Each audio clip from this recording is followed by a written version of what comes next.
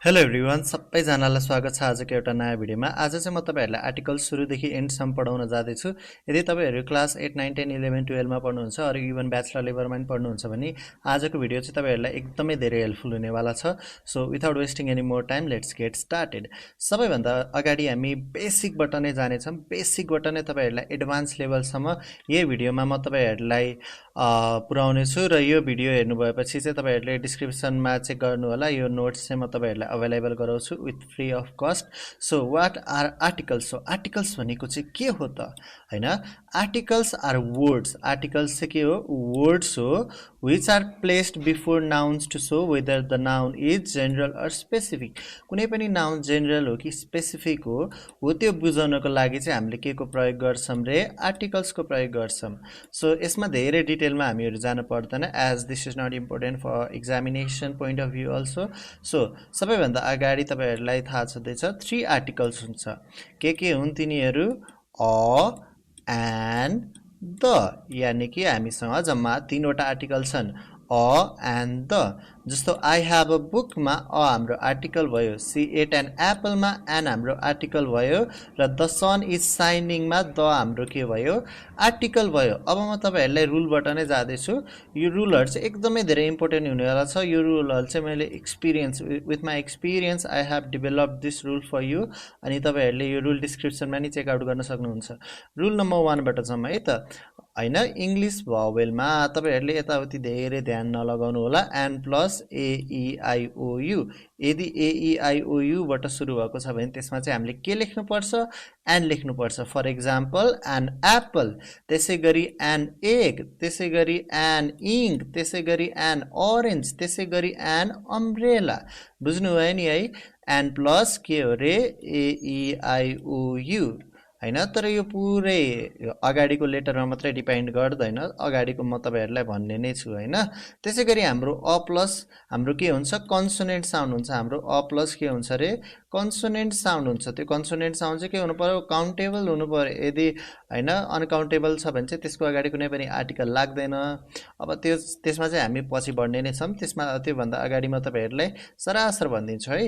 A plus B C D F G H J K L M N P Q R S T V W X Y Z, यानी कि कुनै पनि vowel sound बिना consonant sound consonant लेटरबाट सुरु भएको छ भने जेनरली तिनीहरुको अगाडि चाहिँ हाम्रो के लाग्छ रे? अ लाग्छ। यहाँनिर तपाईहरुले एक्जाम्पलबाट पनि चेक आउट गर्न सक्नुहुन्छ हैन। अ के हुन्छ? अ बोय, अ गर्ल हाम्रो भयो, a pen, a table, a house हुने भयो हैन। अब तपाईहरुको अगाडि थर्ड नम्बर रुलमा जाम। अब यस्तो हुन्छ कुनै कुनै वर्ड्स चाहिँ ए ई आई ओ यु बाट सुरु भए पनि हाम्रो अ लाग्ने अवस्था आउँछ। जस्तो यहाँनिर हेर्नु त मैले लेखेको छु a university, a uniform, a European, a useful book, a one eyed man, a 1 rupee note. Sir अघि भर्खरै त भन्नुभएको हैन ए ई आई ओ यु बाट सुरु भएको छ भने हामीले एन लेख्नु पर्छ, तर यहाँनिर त अ लेखिएको छ। अब म तपाईहरुले एउटा छोटो तपाईहरुलाई नोट चाहिँ म भनिदिन्छु है। के हो? N O T E note हैन। तपाईहरुले जहिले पनि के याद राख्नु पर्यो? अ प्लस हैन। अ प्लस तपाईहरुलाई क ख त आउँछ हैन। अ प्लस हाम्रो के हुन्छ रे? क देखि ग हाम्रो अ प्लस के हो? क देखि ग सम्म। यदि क देखि ग सम्म हामीले बोल्दा फेरि साउन्ड सुरुको मात्रै हेर्ने हो है, हामीले फेरि अरुको एक्स्ट्रा हेर्ने हैन। क देखि ग सम्म। अनि हाम्रो एन प्लस के हो? अ देखि अ सम्म। जस्तो अ देखि तपाईहरुको जेनरली यसमा धेरै डिपली त गइरहनु पर्दैन, तर भए तापनि बुझेर राखेको फाइदा तपाईहरुलाई हैन। अ देखि हाम्रो असम्म। अब मैले यहाँनिर धेरै फोर बनाए इभन दो हैन, तपाईहरुले हेर्न सक्नुहुन्छ। अब हामीले एक्सप्लेन पनि गर्दैछु। मैले तपाईहरुलाई एउटा रुल भनिदिन्छु अ प्लस युआ। जस्तो तपाईहरुले युनिभर्सिटीमा हेर्नुहुन्छ नि, अनि युनिफर्ममा हेर्नुहुन्छ, युरोपियनमा हेर्नुहुन्छ भने यु भन्ने साउन्ड छ के।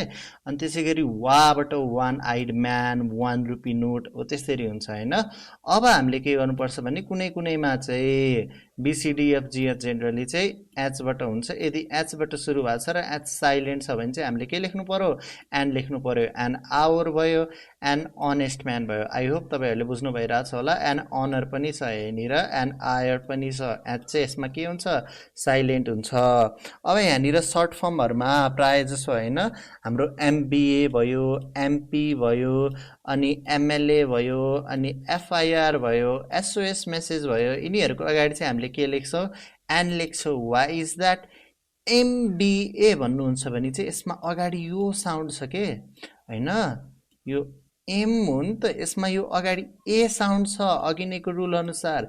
त्यही भएर MBAमा चाहिँ हाम्रो के लाग्यो, एन लाग्यो। त्यसै गरी MP मा नि त्यही हो। FIR मा नि हाम्रो के हुन्छ, एफ छ के त्यहाँनिर, यो ए भयो अनि एफ छ, एफ यहाँनिर एफ आदि भयो। एफ साउन्ड छ र अगाडि यहाँनिर ए भएर हामीले के लेख्छौँ, एन लेख्छौँ।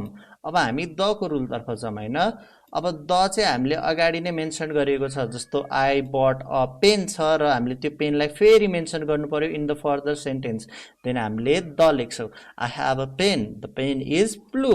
अनि समथिङ स्पेसिफिक कुनै पनि होइन, क्लोज द डोर भयो, स्विच अफ द फ्यान भयो, pass me the book on the table भयो। यो एक्ज्याक्ट छ भने चाहिँ यसमा हामीले के लेख्छौँ, द लेख्छौँ। अब युनिक थिङ भनेको प्लानेटहरूको नाम भयो। द सन एउटा मात्रै छ नि, द मुन एउटा मात्रै छ नि, द अर्थ एउटा मात्रै छ नि होइन, स्काई, युनिभर्स, यिनीहरूमा चाहिँ हामीले के लाउँछौँ, द लाग्छ। हामीले सेलेस्टियल अब्जेक्टमा, सेलेस्टियल बडीमा हामीले द लाउँछौँ भनेर याद गर्दा हुन्छ। अब रिभर, ओसनहरूमा चाहिँ तपाईँहरूको के लाग्छ, द लाग्छ। The Koshi river, the Karnali river, the Nile river होइन। त्यसै गरी द चाहिँ ओसन र सिजहरूकोमा नि लाग्छ, जस्तो हाम्रो द पेसिफिक ओसन भयो, the Indian Ocean, the Atlantic Ocean and the Arabic Sea. यसमा चाहिँ म तपाईँहरूलाई एउटा छोटो तपाईँहरूलाई एउटा टिप्स दिन्छु है। यदि तपाईँहरूको AEIOUबाट सुरु भएको छ र त्यसको अगाडि हाम्रो द छ भने हामीले के प्रनाउन्स गर्नुपर्छ भने दी प्रनाउन्स गर्छौँ। दलाई हामीले के प्रनाउन्स गर्छौँ, दी प्रनाउन्स गर्छौँ। यदि अगाडि के छ भने अगाडि हाम्रो AEIOUबाट सुरु भएको छ भने। अब हामीले द प्लस माउन्टेनहरूको नाम भयो, द हिमालयस होइन, mountain range, the Himalayas, the Alps होइन, दि एन्डिज भयो। अनि विथ डेजर्ट्स, डेजर्ट्सहरूको नाम छ भने द सहारा डेजर्ट भयो, द गोबी डेजर्ट भयो होइन। विथ ग्रुप्स अफ आइल्यान्ड, आइल्यान्डहरूको ग्रुप छ भने पनि, जस्तो यो कन्ट्री हो the Maldives, the Philippines, the USA, अनि तपाईँहरूको दि युनाइटेड स्टेट्स कन्ट्रीहरूको ग्रुपमा पनि न्युज पेपरको अगाडि द काठमाडौँ पोस्ट भयो, द हिमालयन टाइम्स भयो, द टाइम्स अफ इन्डिया भयो। यिनीहरूमा अब हाम्रो द प्लस होली बुक्स हुन्छ, the Bible, the Quran, the Bhagavad Gita, बुझ्नुभयो होला है। अनि द प्लस म्युजिकल इन्स्ट्रुमेन्ट हुन्छ, play the guitar, play a guitar हुँदैन, प्ले द पियानो होइन, play the violin, play the flute. यसमा चाहिँ धेरै विद्यार्थीहरू एकदमै धेरै कन्फ्युज हुन्छ है म्युजिकल इन्स्ट्रुमेन्टमा। जहिले पनि याद राख्नुपर्छ, म्युजिकल इन्स्ट्रुमेन्टमा के लाग्छ, हाम्रो द लाग्छ होइन। द प्लस सुपरलेटिभ्स होइन, लास्टमा ST छ भने जहिले पनि द लाग्छ, यस्तो राख्दा हुन्छ। अनेस्टमा चाहिँ एन लाग्छ है। फेरि the tallest building, the best student, the richest person, the oldest temple. हेर्नु त लास्टमा के छ, हाम्रो ST छ होइन। प्रायः जसो लास्टमा ST छ भने चाहिँ हामीले के लेख्नुपर्छ, द लेख्नुपर्छ। अब अर्डिनल नम्बरहरू फर्स्ट, सेकेन्ड, थर्डको अगाडि हामीले के लेख्नुपर्छ, द लेख्नुपर्छ। हेर त, the first day, the second chapter, the third prize, the last question, यिनीहरूमा भयो होइन। अब use the before adjectives representing group of people, जस्तो the rich, the poor, the blind, the elderly, the young. यसमा चाहिँ धेरै मान्छेहरूको ग्रुप डिनोट गरेको भएर हामीले द लेख्छौँ। मैले अगाडि नै भनेको थिएँ होइन, कन्ट्रीहरूको हेर त, the United states, the United kingdom, the Netherlands. अब यसमा चाहिँ तपाईँहरूले के याद राख्नु पऱ्यो, कन्ट्रीको अगाडि चाहिँ राख्दैन, तर रिपब्लिक स्टेटहरू, किङडमहरूको अगाडि चाहिँ हामीले के लेख्नुपर्छ, द लेख्नुपर्छ। द मालदिभ्स भयो होइन। Use the with famous buildings, तपाईँहरूको एकदमै फेमस द व्हाइट हाउस भयो, द आइफिल टावर भयो, द राजमहल भयो होइन, ताजमहल सरी, बुझ्नुभयो होला तपाईँहरूले। द विथ इन्भेन्सन, जस्तो द टेलिफोन भयो, द कम्प्युटर भयो, द इन्टरनेट भयो हैन युज द विथ फ्यामिलीज हैन फ्यामिली छ भने the Sharmas the Smiths the Khadkas बुझ्नुभयो होला अब कुनै कुनैमा चाहिँ हामीले आर्टिकल्स लेख्नुहुन्न जीरो आर्टिकल नो आर्टिकल त्यसको रुलहरू पनि सरासर जाउँ आई होप भिडियोहरू त एकदमै धेरै लामो भएको छ 10 मिनट्स जति त भइसक्यो होला इभन द एकदमै ध्यान दिएर सुन्नु होला तपाईहरुलाई जीरो आर्टिकल्स र नो आर्टिकल्स पनि म सरासर भन्ने जाँदैछु रुल नम्बर 1 हैन प्रपर नाउनको अगाडि हामीले द लेख्नुहुन्न द राम हुँदैन नेपाल हुँदैन द पोखरा हुँदैन द एसिया हुँदैन बुझ्नुभयो होला हैन ल्याङ्ग्वेजको अगाडि पनि द लेख्नुहुन्न जस्तो द इङ्ग्लिश भन्न मिल्दैन हामीले द नेपाली भन्न मिल्दैन अन इङ्ग्लिश भन्न नि एन इङ्ग्लिश भन्न नि मिल्दैन अनि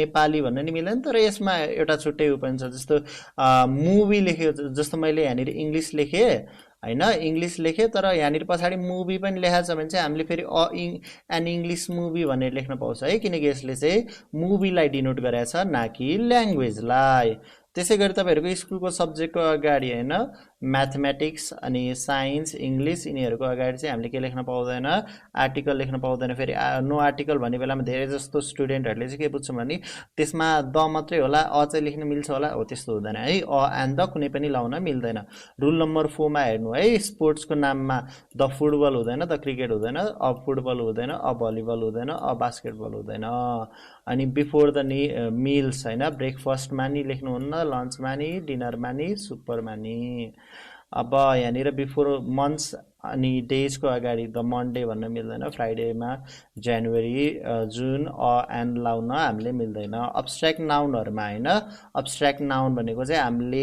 गन्न नमिल्ने नाउन भन्दा पनि नापतौल गर्न नमिल्ने हैन जस्तो आई लभ यु भनेको छ कति लभ गर्न मिल्छ हामीले कति केजी लभ गर्छौं भनेर हामीले जोख्न मिल्छौ त मिल्दैन नि हैन Honesty is the best policy यहाँनिर लभको अगाडि द भन्न मिल्दैन अ भन्न मिल्दैन नलेजको अगाडि अ एन्ड द भन्न मिल्दैन त्यसैगरी plural nouns when speaking generally हैन डग्सहरुको बारेमा डग्स आर लोयल हुन्छ द डग्स आर लोयल हुँदैन टीचर्स वर्क हार्ड हुन्छ द टीचर्स वर्क हार्ड हुँदैन हैन यसमा चाहिँ धेरै जना कन्फ्युज हुन्छ इभन दो पढ्नु होला अनि यसमा कहिलेकाहीँ द लेख्दा फेरि पनि एक्सेप्टेबल छ है त हैन बिफोर अनकाउन्टेबल नाउन्स हैन स्पिकिङ जेनरली वाटर यानी कि यही अनुसार वाटर होल वाटरलाई ल्याएको छ भने हामीले युज गर्न पाउँदैन तर अ वाटर बोतल चाहिँ हामीले भन्न पाउँछ मिल्क इज हेल्दी भयो सुगर इज स्वीट भयो ल यति नै थियो आई होप तपाईहरुले बुझ्नु भयो होला आजको पढाको र यो सबै तपाईहरुले रिभाइज पनि गर्नु होला आज भिडियोमा हेर्दा यसो आको जस्तो लाग्छ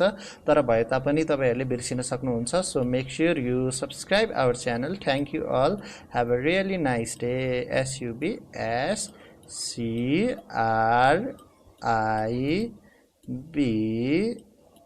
माउसले लेखे भएर अलिकति गाह्रो भएको छ एनीवे थ्यांक यू all